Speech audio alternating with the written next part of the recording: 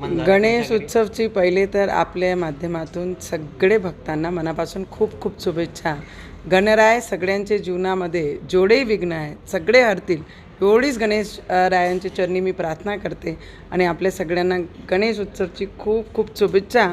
आणि सगळे याच उत्साहाने दरवर्षी आम्ही गेल्या 13-14 वर्षापासून आपले घरात स्थापना करतो आणि जिथे जिथे आम्ही जातो ते खूप उत्साह आपली पिढीमध्ये आणि आपली जी संस्कृती आहे ते सगळे जपण्याचा प्रयत्नही सुद्धा करतात आणि खूप उत्साहाने महाराष्ट्रामध्ये आणि प्रत्येक ठिकाणी अब्रॉडमध्ये सुद्धा जेव्हा आम्ही व्हिज्युअल पाहतो तर तिथेही सुद्धा एवढेच उत्साहाने गणेशरायाचं स्थापना होते आणि विसर्जन होते.